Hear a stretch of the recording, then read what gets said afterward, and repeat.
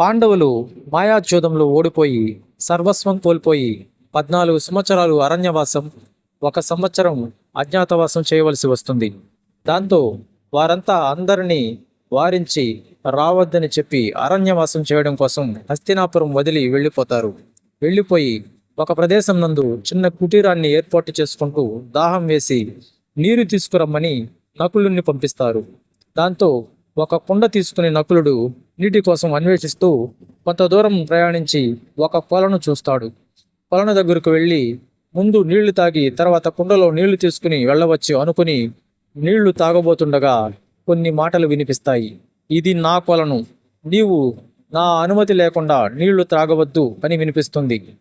కానీ నకులుడు ఆ మాటలు పట్టించుకోకుండా ధిక్కరించి నీరు త్రాగగానే నకులుడు అక్కడే పడి మరణిస్తాడు. నీరు కోసం వెళ్ళిన నకులుడు చాలా సమయం గడుస్తున్నా కూడా తిరిగి రాకపోవడంతో ధర్మరాజు భీముణ్ణి పంపిస్తాడు. వెంటనే సహదేవుడు కూడా వెళతాడు.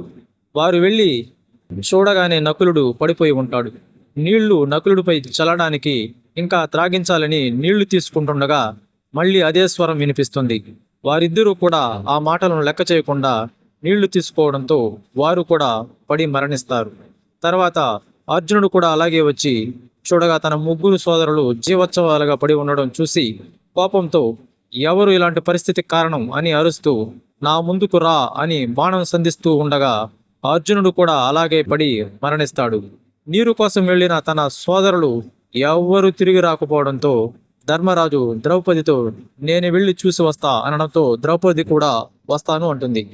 ద్రౌపదిని రావద్దని చెప్పి నేను నా సోదరులలో ఎవ్వరూ తిరిగి రాకపోతే నీవు ద్వారకకు వెళ్ళి శ్రీకృష్ణుని కలువు, తనే నీకు కర్తవ్యం ఏంటి అని తెలియజేస్తాడు అని అంటాడు. చెప్పి అక్కడి నుండి వెళ్ళి కొలన దగ్గరకు చేరుకుని చూడగా తన 4 సోదరులు జీవోత్సవాలుగా పడి ఉండడం చూసి బోరున ఏడుస్తూ ఉండగా అదే స్వరం మళ్ళీ వినిపిస్తుంది. ఇది నా కొలను, ఇక్కడ నీరు త్రాగాలంటే నా అనుమతి అవసరం. అయినా నీ సోదరులందరూ నా మాటను ధిక్కరించి నీరు తీసుకోపోతుండగా నేనే వారిని చంపేశాను అని వినబడుతుంది. దాంతో ధర్మరాజు ఇలా అంటాడు, మీరెవరో నాకు తెలియదు, ఎవరు ఏంటి అనేది తెలియకుండా నేను మూర్ఖంగా మీ మీదకు యుద్ధంకు రాలేను. నా యందు దయ ఉంచి నా ముందుకు రండి అని అంటాడు. అప్పుడు భయంకరంగా నవ్వుతూ కొలను పక్కనే ఒక భయంకరమైన ఆకారంలో ఒక యక్షుడు ప్రత్యక్షమవుతాడు. నీవు నా ప్రశ్నలకు సమాధానం ఇస్తే చనిపోయిన నీ సోదరులలో ఒకరిని బ్రతికిస్తాను అని అంటాడు. అప్పుడు ధర్మరాజు నా సోదరులలో ఒకరిని బ్రతికించుకోవాలని అనుకుంటున్నాను, మీ ప్రశ్న ఏమిటో అడగండి అని అంటాడు. అప్పుడు యక్షుడు అనేక ప్రశ్నలు అడుగుతాడు. వాటిలో కొన్ని. యక్షుడు భూమి కంటే బరువైనది ఏంటి? ధర్మరాజు సమాధానం తల్లి. యక్షుడు ఆకాశం కంటే విశాలమైనది ఏంటి? ధర్మరాజు సమాధానం తండ్రి. యక్షుడు గాలి కంటే వేగమైనది ఏది? ధర్మరాజు సమాధానం మనస్సు. యక్షుడు జన్మించి కూడా కదలనిది ఏంటి? ధర్మరాజు సమాధానం వృద్ధు. యక్షుడు నిద్రిస్తున్న కళ్ళు మూయని జీవి ఏది? ధర్మరాజు సమాధానం చేప. యక్షుడు క్రింది పడిపోయిన వాడికి ఆసరా ఇచ్చేది ఏది? ధర్మరాజు సమాధానం ధైర్యం. యక్షుడు లోకంలోనే అన్నింటికంటే ఆశ్చర్యం కలిగించే విషయం ఏది?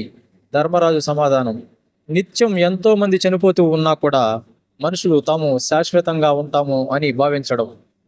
అప్పుడు యక్షుడు ఇలా అంటాడు, బలా యుధిష్ఠిరా బలా, నీ జ్ఞానం అమోఘం, నీ సమాధానాలకు నేను సంతృప్తి చెందాను. నేను నీకు ఇచ్చిన మాట ప్రకారం నీ సోదరులలో ఒకరిని బ్రతికిస్తాను, కోరుకో. ఈ విశ్వంలోనే అత్యంత బలశాలి అయిన భీముని ప్రాణాలు కోరుకో. భీముడు బ్రతికి ఉంటే శత్రువు అనేవాడే నీ వైపు కన్నెత్తి కూడా చూడడు అని అంటాడు. అప్పుడు ధర్మరాజు లేదు యక్షరాజా, నాకు భీముడి గురించి బాగా తెలుసు. వాడి సోదరులు లేరని తెలిస్తే వాడి బలం క్షీణించిపోతుంది, చాలా బలహీనుడైపోతాడు అని అంటాడు. అయితే అర్జునుడి ప్రాణాలు కోరుకో అంటాడు. అప్పుడు ధర్మరాజు లేదు యక్షరాజా, నా సోదరుడు అర్జునుడు బ్రతకడానికి కారణం వాడి సోదరులు మరణం అని తెలిస్తే ఇక వాని గాంధీవం శాశ్వతంగా చేజారిపోతుంది. ఒకవేళ నేను అలా కోరుకుంటే మా కుంతి మాతకు కూడా దుఃఖం కలుగుతుంది అని అంటాడు. అప్పుడు ఆ యక్షుడు, మీ మాత కన్నా ఇంకో పుత్రుడు జీవించి ఉంటే మీ మాతకు దుఃఖం ఎందుకు కలుగుతుంది అంటాడు ఆశ్చర్యంగా. అప్పుడు ధర్మరాజు, పాండురాజు ద్వితీయ పత్నికి కూడా హక్కు ఉంది. మా మాత కన్నా ఒక్క బిడ్డను నేను బ్రతికి ఉన్నాను. అలాగే మా పినతల్లి కుమారుల్లో కూడా ఒకరు బ్రతికి ఉండాలని కోరుకుంటుంది మా కుంతి మాత. నేను ఇదే యాచిస్తున్నాను అని అంటాడు. మీరు మా సోదరులలో ఒక్కరిని మాత్రమే బ్రతికించాలి అనుకుంటే నకులుడిని బ్రతికించండి అని అంటాడు ధర్మరాజు. అప్పుడు ధర్మరాజు ధర్మబుద్ధికి యక్షుడు రూపంలో ఉన్న యమధర్మరాజు ప్రత్యక్షమయ్యి, నాయనా యుధిష్ఠిరా, పాండురాజుకు కుంతీదేవికి నా వరప్రసాదంగా నీవు జన్మించావు. ఆ రకంగా నేను నీకు పితృ సమానుడను. నిన్ను నీ ధర్మనిష్టకు నేను చాలా గర్వపడుతున్నాను అని చనిపోయిన నలుగురు పాండవులను బ్రతికించి వారిని ఆశీర్వదించి అదృశ్యమవుతాడు యమధర్మరాజు.